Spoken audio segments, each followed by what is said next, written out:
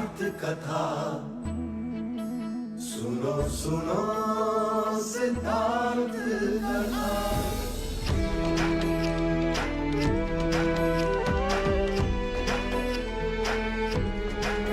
संसार में दुख का कारण क्या, संताप शोक का निवारण क्या। संसार में दुख का कारण क्या, संताप शोक का निवारण क्या। इस खोज में सब कुछ त्याग दिया, हर वैभव से वैराग लिया। वो सृष्टि से संयुक्त हुए, सिद्धार्थ से गौतम बुद्ध हुए।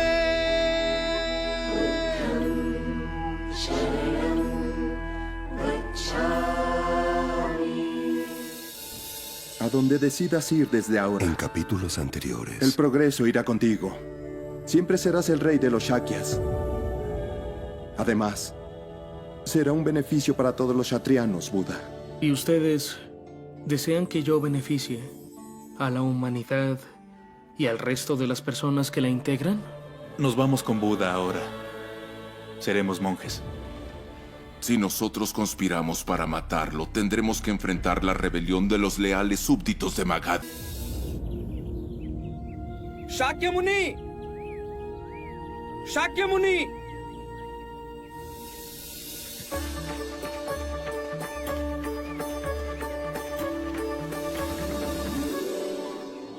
अति शुभ समाचार है। सुदत मन के बहुत पक्के हैं। जो उन्होंने ठान लिया वो अवश्य किया होगा। सुदत बड़े लजीले हैं। वे स्वयं कुछ नहीं कहेंगे, लेकिन मैं पूरी घटनाक्रम बताऊंगा। हम दोनों को श्रावस्ती का जैत वन विहार के लिए अति शुभ लगा, किंतु कौशल नरेश प्रसन्नजीत, जिन्होंने ये वन अपने पुत्र जैत को भेंट किया था, वो इसे बेचने के विरुद्ध थे। प्रसन्नजीत ने अपने मन में आपसे पुराना वैमनस्य पाल रखा है। जैसे ही सुदत ने प्रसन्नजीत को जैतवन बेचने का प्रस्ताव रखा, वे एकदम क्रोधित हो गए। होश में तो हो सुदत, पता भी है क्या मांग रहे हो? जेठवन महाराज, अपने गुरु बुद्ध के विहार के लिए मुझे ये स्थान उचित लगा। हम अपना जैतवन सिद्धार्थ को नहीं देंगे। बड़ा प्रतिशोध है हमारे मन में उसके लिए। अब क्षमा करें महाराज, अब वो सिद्धार्थ कहां रहे? साम्यक संबोधि प्राप्त बुद्ध बन गए। दुखी मानवता को शांति और प्रेम के पथ पर ले जा रहे हैं। भूखे नंगों को अपना अनुयायी बनाना कौन सा कठिन काम है? महाराज, स्वयं महाराज बिंबिसार उनके अनुयायी बने। ब्राह्मणों के सर्वश्रेष्ठ उर्विला कश्यप और उनके सारे अनुयायी बुद्ध के शरण में आए और भिक्षु बन गए। बुद्ध एक परम विभूति है। यदि ये निधि श्रावस्ती आएगी तो अनगिनत मनुष्यों का कल्याण होगा महाराज। तो चलो, मानवता के कल्याण हेतु मैं तुम्हें ये वन दे दूंगा, परंतु तुम्हें इसका मूल्य चुकाना होगा। जो आप कहें महाराज, मुझे स्वीकार है। जैतवन की जितनी भूमि को तुम स्वर्ण मुद्रा से ढाक सको, उतनी भूमि तुम्हारी हो। परंतु याद रहे, एक सुई की नोक भर धरती भी मुद्रा से ढक जानी चाहिए। मैं पूर्ण चेष्टा करूंगा महाराज। मैं अचंभित था, लेकिन सुदत की भक्ति में जो शक्ति है उसका अनुमान प्रसन्नजीत नहीं लगा पाए। सुदत अपनी प्रशंसा सुनने में बड़े संकोची हैं। इन्होंने अपने कोष की सारी मुद्राएं बैलगाड़ियों में लदवाकर जैतवन की धरती के हर कोने को पूरी तरह से ढांक दिया, और जब सब धन व्यय हो गया तो सुदत की जो बची संपत्ति थी उसे बेचकर और स्वर्ण मुद्राएं खरीदी और उससे हर एक कोने को ढांक दिया।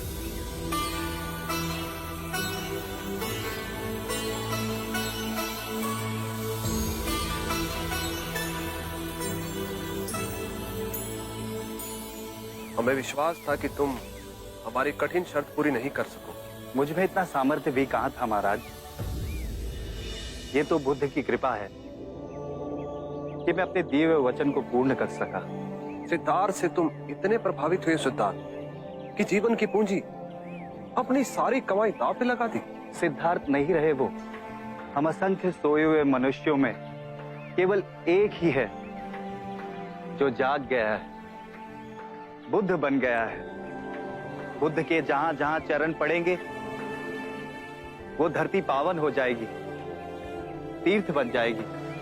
यदि आपने मुझसे मेरे प्राण भी मांग लिए होते तो वो भी मैं भेंट कर देता। फिर ये धन तो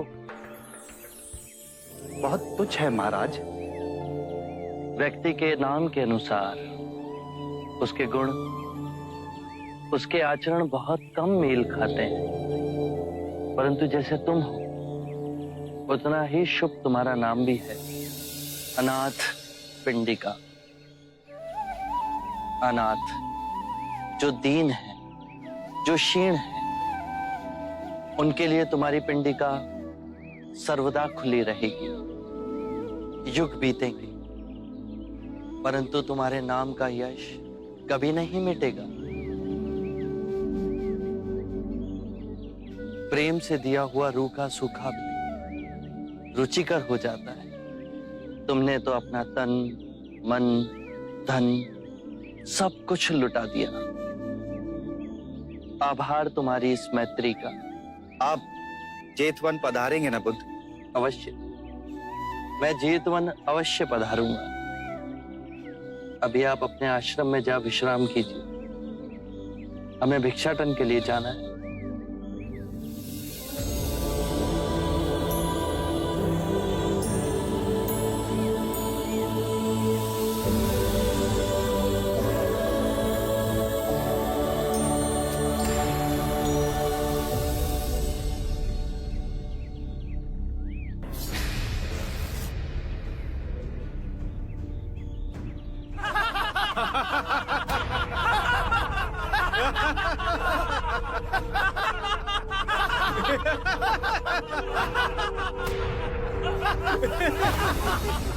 सुना था तुम परम ज्ञानी हो बुद्ध।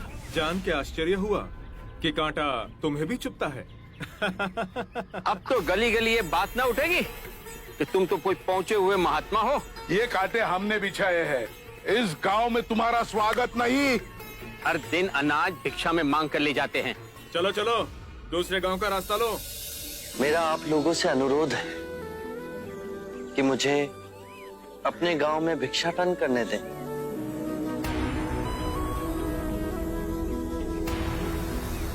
ठीक है, भिक्षा चाहिए तो दे अपने रक्त की आहुति।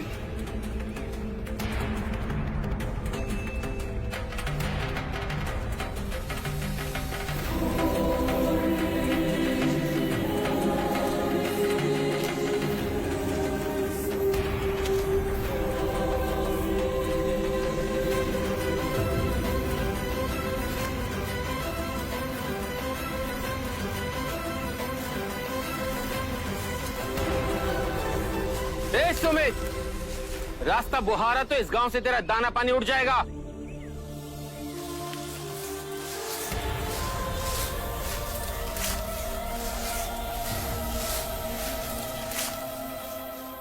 आप गांव में प्रवेश कीजिए। इन मुट्ठी भर लोगों से कई अधिक लोग आपको भिक्षा देने के लिए आतुर हैं।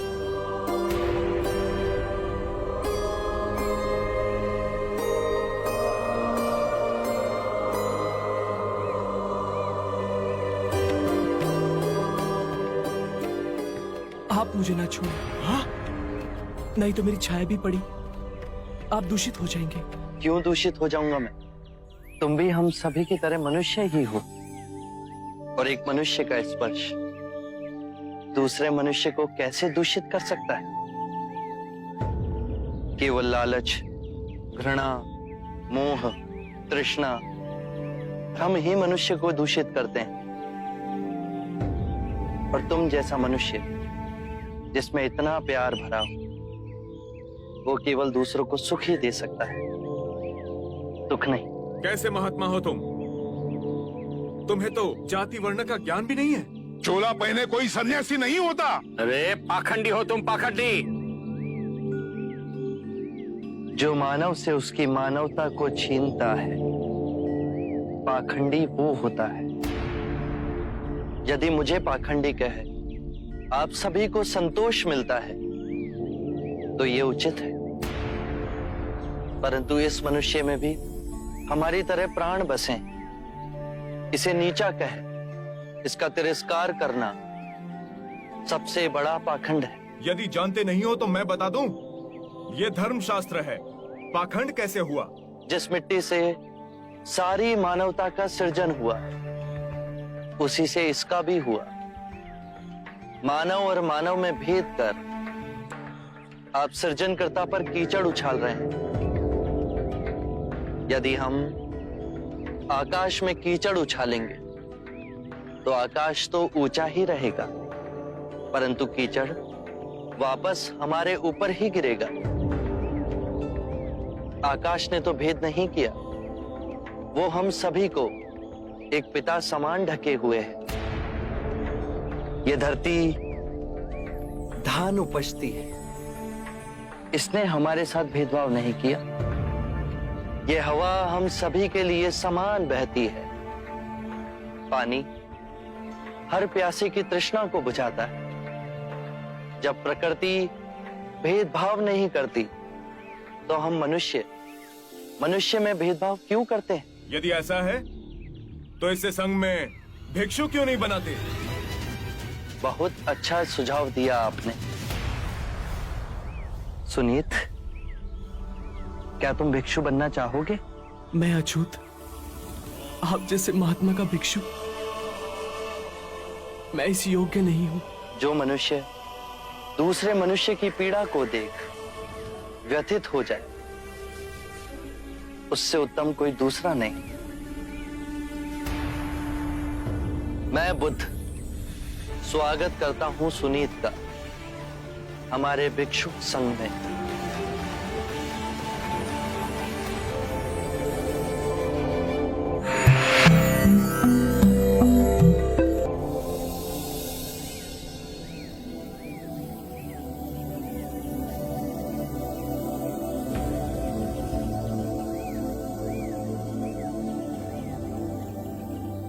सारा जीवन किसी ने दया के दो शब्द ना कहे मुझसे, और आज इतनी करुणा बरसी है। पहली बार ऐसा लग रहा है कि मैं भी मनुष्य हूं,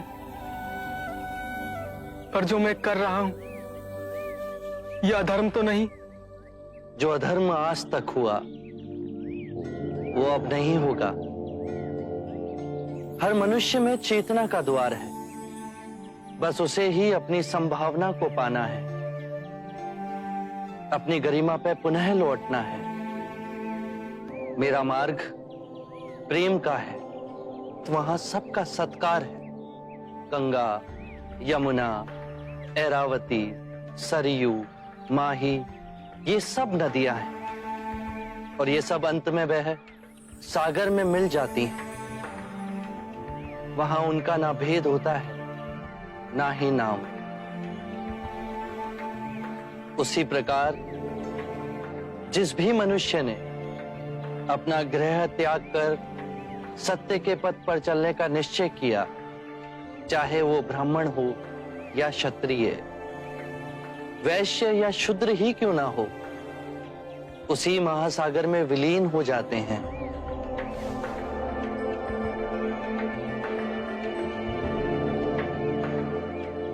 हर मनुष्य के अश्रुओं में नमक होता है, उसके लहू का रंग लाल होता है। ये भेद मनुष्य ने मनुष्य को उत्प्रेरित करने के लिए बनाए। आज मैं इन भेदों को काटता हूं। आज सुनीत को दीक्षा देना क्रांतिकारी होगा। हम पर बहुत से संकट आएंगे, हमें और तिरस्कृत किया जाएगा, पर सत्य आने वाली आंधी के सामने अडिग रहेगा।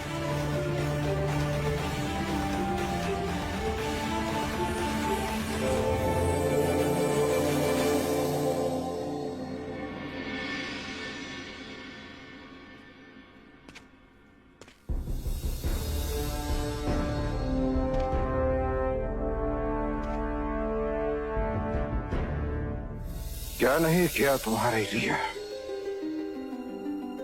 नई नगरी बनवाई, रोगियों से दुखियों से तुम्हें दूर रखा, गणिकाओं के बहुपाश में तुम्हें बांधने का प्रयास किया, जिससे तुम वैराग्य से दूर रहो। यशोधरा से विवाह करवाया, उससे पुत्र हुआ, परंतु मैं तुम्हें पान न सका।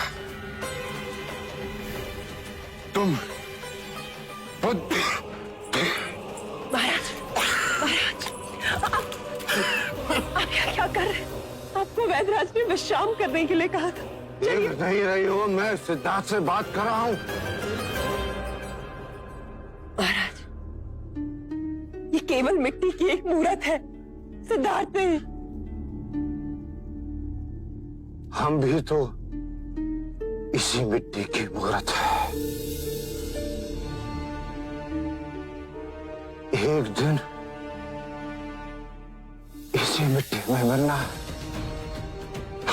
देव, देव, देव, देव, देव।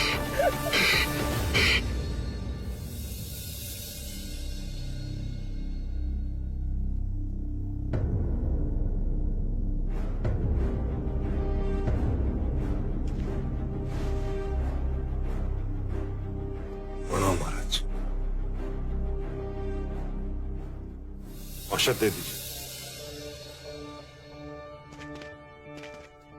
महाराज की दशा अत्यंत गंभीर है। मेरे विचार से आपको बुद्ध और सारे युवराजों को शीघ्र बुला लेना चाहिए। अमिताभ, चन्ना का जाना उचित होगा। तुम जाके चन्ना से कहो कि जितनी शीघ्र हो सके बुद्ध और युवराजों को लेकर आए। अवश्य। प्रजा, क्या मृत्यु से पहले अंतिम बार में सिद्धार्थ को नहीं देख पाऊंगा? ऐसे अपशकुन बातें मत कीजिए, आपको कुछ नहीं होगा पिताजी। वैद्यराज अभी अभी निरीक्षण करके गए। छोटा आश्वासन ना दो पुत्री, मेरे जाने का समय आ गया। देव, ऐसे मन छोटा मत कीजिए। प्रजापति, मेरे पास समय बहुत कम है। सिद्धार्थ को देखने के लिए मेरे प्राण छटपटा रहे। देव, देव। क्या मैं राहुल और नंद को देखने से वंचित रह जाऊंगा? भाई महाराज, चन्ना बुद्ध को लेने निकल चुका है। सारे राजकुमार भी एक साथ ही आएंगे।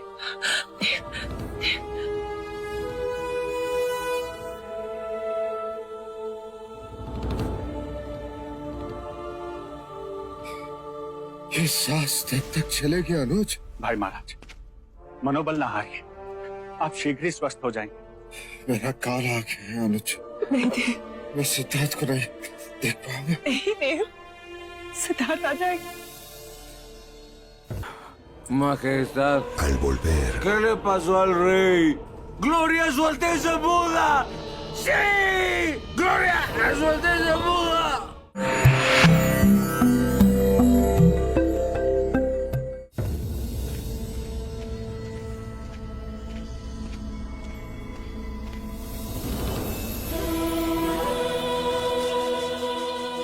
बुद्ध, चन्ना, तुम? आपको और सभी युवराजों को शीघ्र अतिशीघ्र कपिल वस्तु प्रस्थान करना हो। हुआ क्या है चन्ना? महाराज शुद्धोधन अंतिम सांसें ले रहे हैं। आप सभी के अंतिम दर्शन करना चाहते हैं।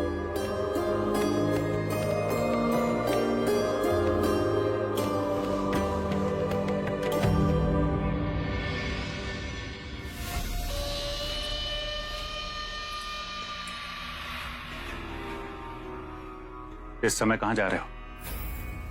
रंग भवन। मूर्ख, वहां महाराज मृत्यु शैया पे है और तुझे अपना विलास सोच रहा है।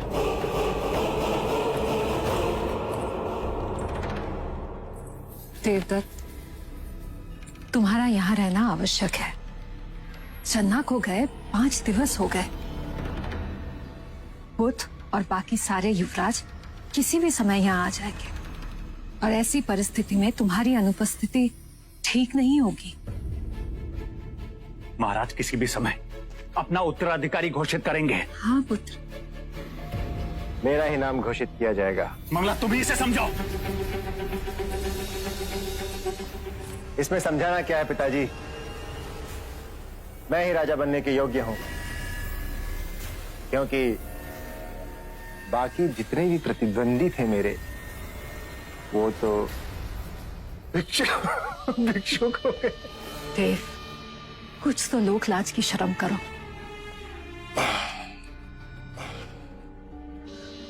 ना तो मुझे किसी का भय और ना कोई मेरे रास्ते की अड़चन बन सकता है।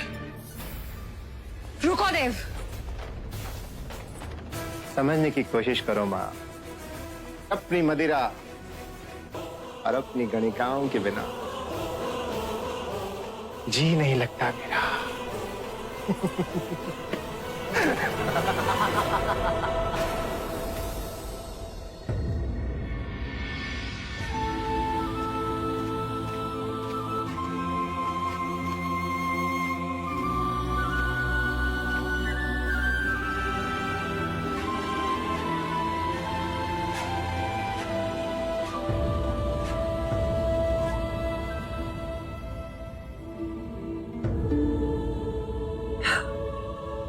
महाराज, महाराज, देखिए तो कौन आया है।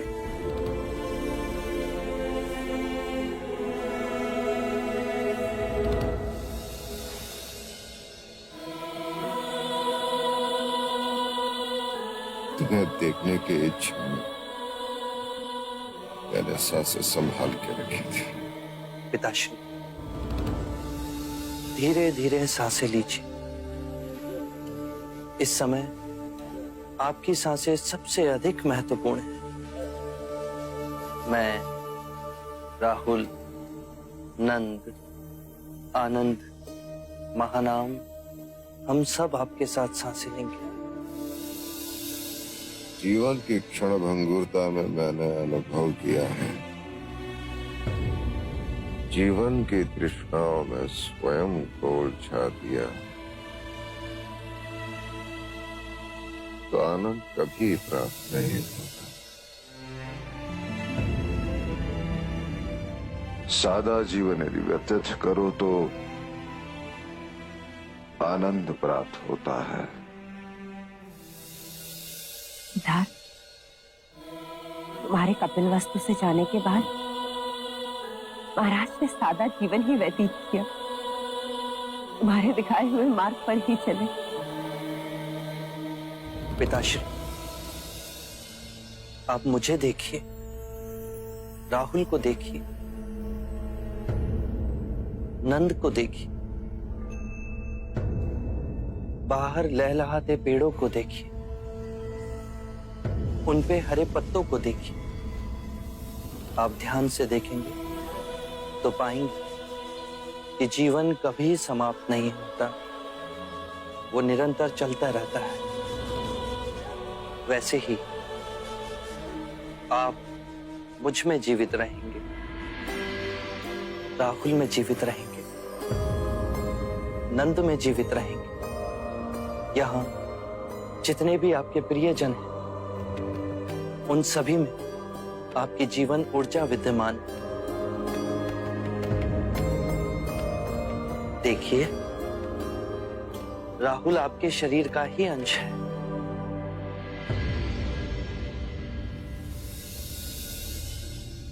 तुमने मेरे हृदय में जो मृत्यु का भय था वो निकाल दिया। बस एक ही बोझ है मन पर कि कपिल वस्तु का उत्तराधिकार किसे दिया जाए। शाक्यों को उनका महाराज न दे सका तो आप नंद को महाराजा घोषित कर दीजिए।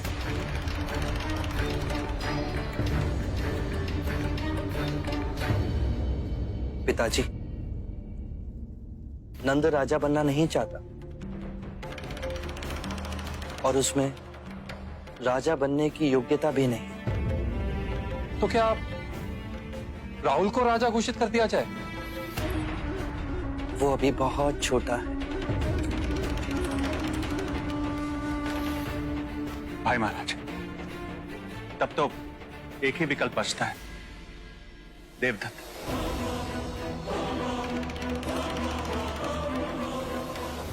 यदि आप चाहें तो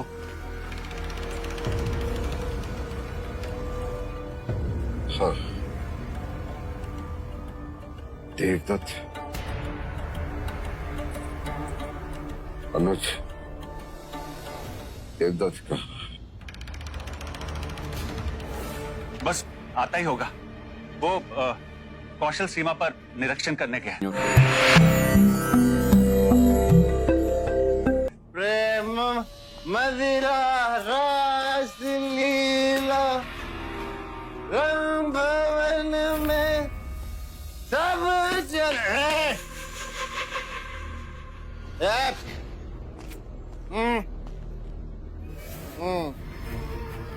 हाँ महाराज, बुद्ध के बाद एक देव ही तो है जिसे अपनी पूरी प्रजा का ख्याल है।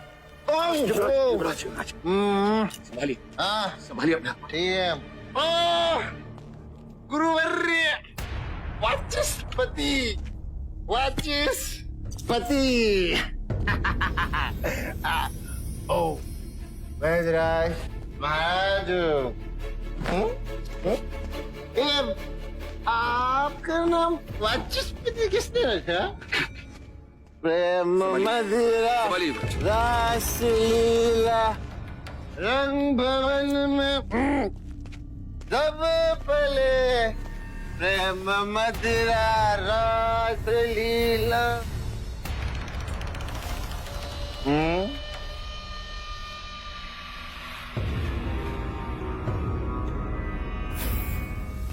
विचार नहीं।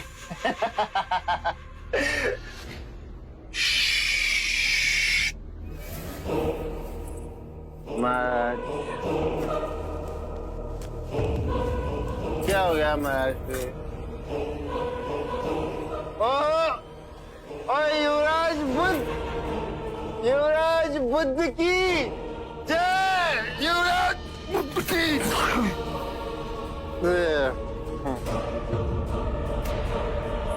युवराज बुद्ध की जय।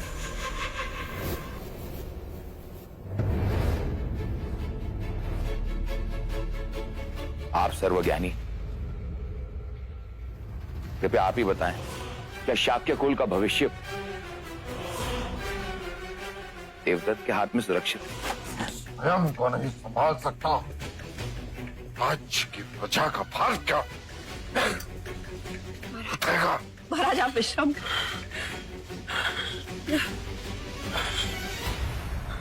जिसे समय, स्थान और अवसर का ज्ञान न हो, उसके हाथों में लाखों लोगों का भविष्य सौंपना दुर्भाग्यपूर्ण होगा। कपिल वस्तु का उत्तराधिकारी युक्त किए बिना ही मेरी मृत्यु हो जाएगी। नहीं पिताश्री, एक व्यक्ति है जो निष्ठावान, कर्मार्थ, और मैंने स्वयं उसे परखा है।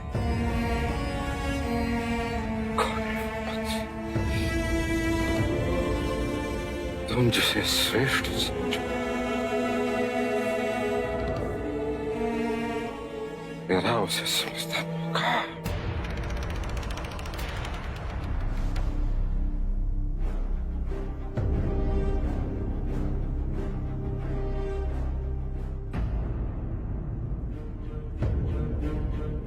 लीजिए महाराज, और पहना दीजिए अपने उत्तराधिकारी को।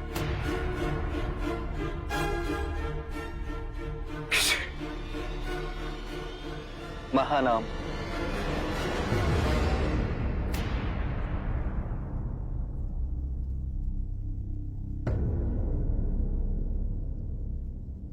महानाम, यहां आओ। जेस, क्या मैं इस योग्य हूं? लीजिए महाराज।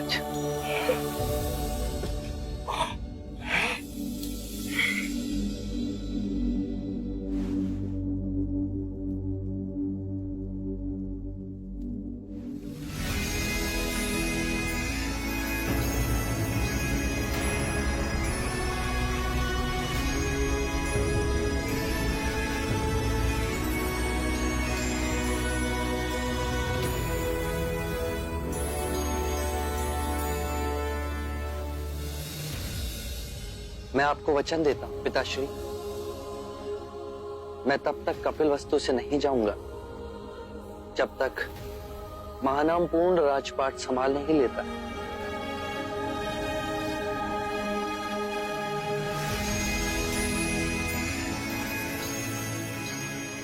मैं तुम्हारा आभारी हूं।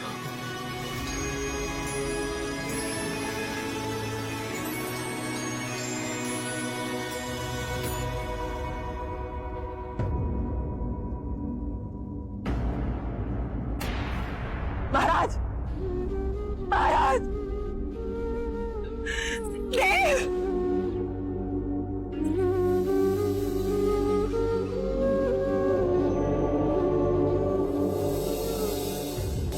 No solo perdió el poder, también perdió el prestigio que tenía. ¡Basta! Igual que a Ajatashatru voy a arrancarle el poder. Se lo arrancaré a quien sea.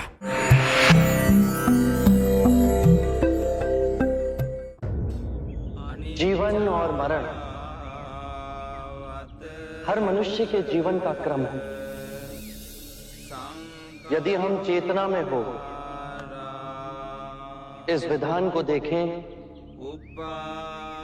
तो हर दिवस हम स्वयं को वासनाओं से मुक्त कर सकते हैं।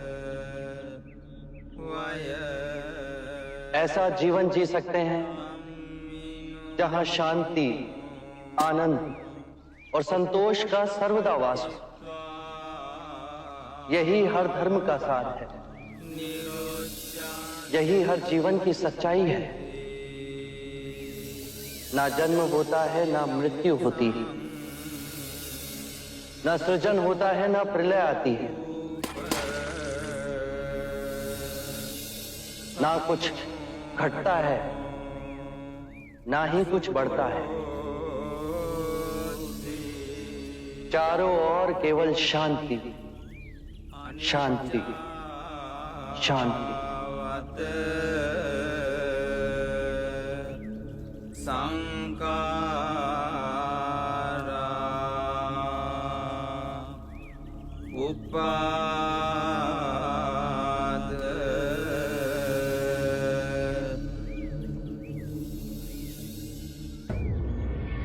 मैंने पूरा जीवन महाराज शुद्धोधन और सिद्धार्थ के विरुद्ध षड्यंत्र रचा, न जाने कितने पापों का भागीदार बना। जानता है किस लिए? जानता है तुझे राजा बनाने के लिए। और विधि ने हमारे साथ ऐसा उपहास किया। महाराज शुद्धोधन और सिद्धार्थ स्वयं तुझे राजा बनाने को तैयार थे और तू अपने पैरों पे खड़ा ना हो सका। लोग तो अपने पैरों पे कुल्हाड़ी मारते हैं, पर इसने तो कुल्हाड़ी पे ही पैर मार दिया। कितना रोका कि मर जा पुत्र, मर जा। अरे अवसर तो देख, पर नहीं, इसे तो रंग भवन जाने की आग लगी हुई थी। सिद्धार्थ राजा न बन सके, इसलिए सिद्धार्थ को मदिरा में डुबाने का प्रयत्न किया। गणिकाओं के रूप रंग में खो जाए, इसलिए रंग भवन भेजा। परंतु वो तो रंग भवन से भी अछूता लौट आया। हमारे भाग्य की विडंबना देखो मंगला, हमारा पुत्र स्वयं गणिका और मदिरा में फंस गया। केवल राज सिंहासन ही नहीं, मान सम्मान सब खो दिया इसने। बस बहुत सुना लिया आपने। यदि शोक मनाना है तो जाइए महादेवी प्रजापति के पास। तो क्या हुआ यदि बुद्ध ने मुझे सिंहासन नहीं दिया तो अजात शत्रु की तरह देवदत्त भी सिंहासन छीन लेगा।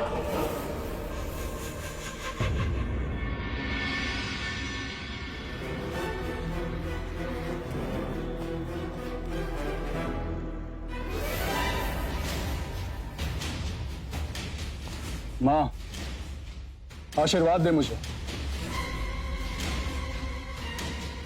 मैं अपना प्रतिशोध लेने जा रहा हूं।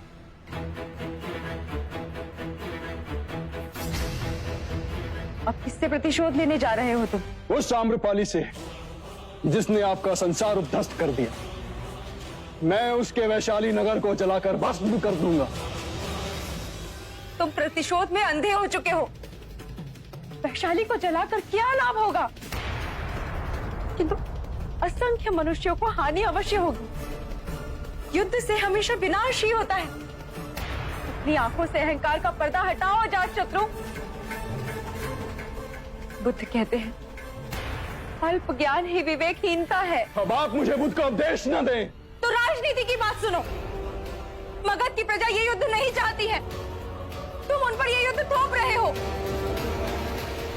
जब तुम विजयी होकर वापस आओगे तो ना तो कोई तुम्हारा स्वागत करेगा और ना ही कोई तुम्हारी जय जयकार। अवश्य करेंगे।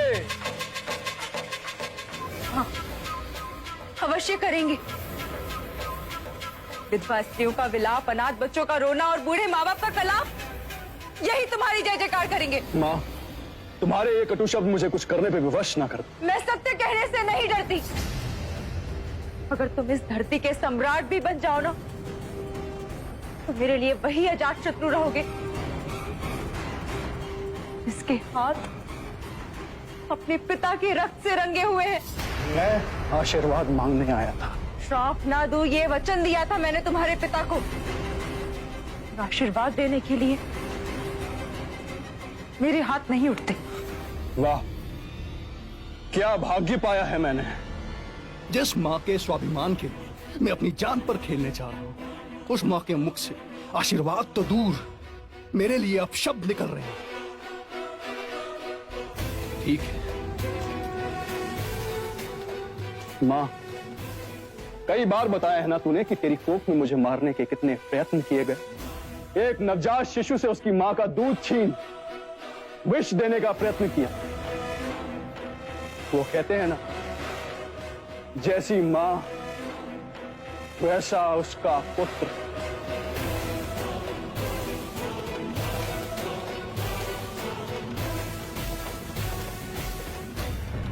Yo no puedo atacar Kapilvastu en este momento. No puedo. ¿Matar a Buda? ¿Por qué? Yo no tengo enemistad con él.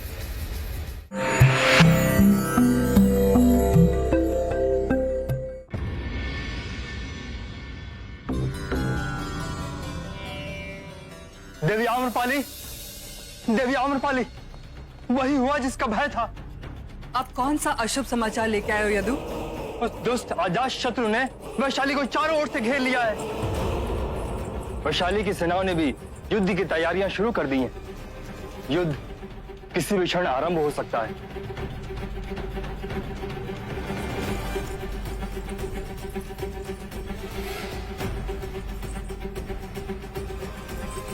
ये और मेरे सारे आभूषण ले जाओ और वैशाली के राजकोष में समर्पित कर दो, और मुझसे जो बन पड़ेगा मैं करूंगी। पर इस युद्ध में अपनी वैशाली को पराजित नहीं होने दूंगी मैं।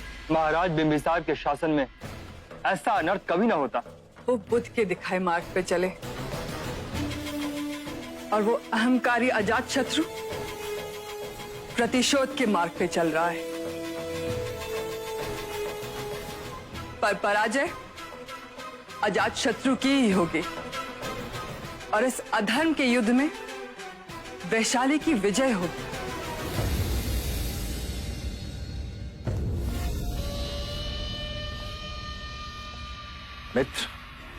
मित्र देवदत्त, मैं जानता था तुम मेरी सहायता के लिए अवश्य आओगे, किंतु मैं तो किसी और कारण से आया हूं मित्र। कहो।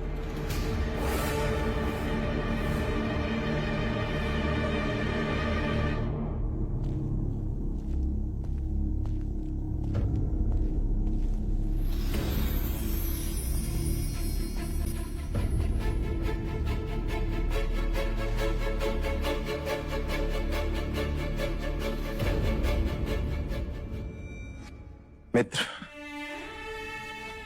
शाक्यों के महाराज शुद्धोधन की मृत्यु हो चुकी है और उन्होंने महानाम को शाक्यों का महाराजा घोषित करके उसका राज्याभिषेक भी कर दिया है। महानाम के राज्याभिषेक के पीछे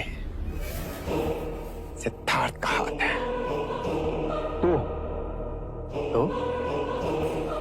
तो मित्र, इससे पहले कि महानाम शाक्यों की बागडोर अपने हाथ में अच्छी तरह से ले ले,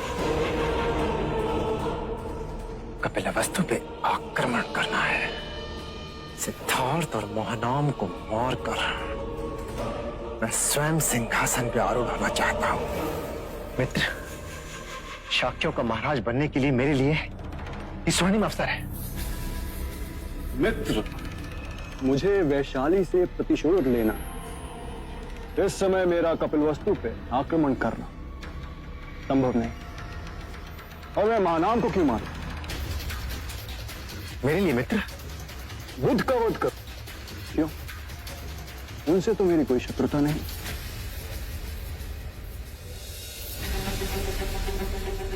मित्र, जब तुम्हें मगध का तख्त पलट करना था तो मेरे विश्वसनीय सैनिकों ने वेश बदलकर तुम्हारी सहायता की थी। आज मुझे तुम्हारी सहायता की आवश्यकता है। वचन दिया था तुमने मुझे मित्र।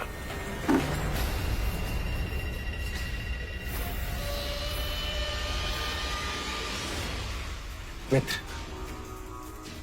तुमने मुझे वचन दिया था कि समय आने पर तुम मेरी सहायता करोगे, और आज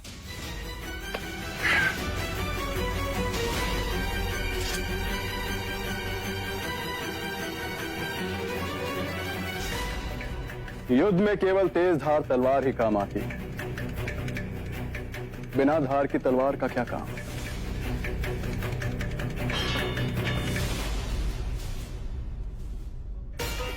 वैसे ही मैत्री भी अपने स्वार्थ के लिए की जाती है। जब मेरा स्वार्थ था, मैंने मैत्री की।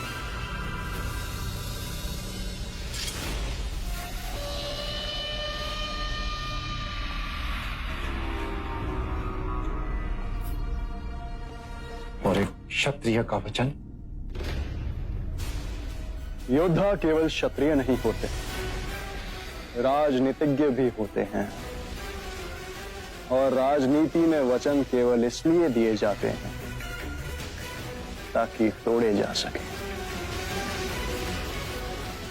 दूर से आए हो, थक गए होगे मित्र, थोड़ा विश्राम कर लो।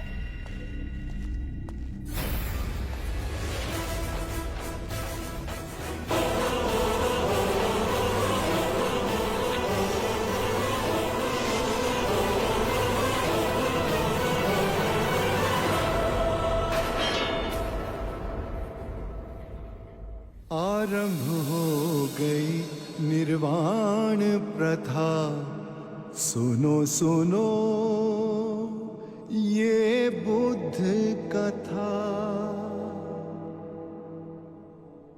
जीवन मरण हर मनुष्य के जीवन का क्रम है। यदि हम चैतन्य हो इस पूरे विधान को समझें तो हर दिवस ऐसा जीवन जी सकते हैं जहां शांति, सद्बुद्धि, आनंद, संतोष का सर्वदा वास होगा।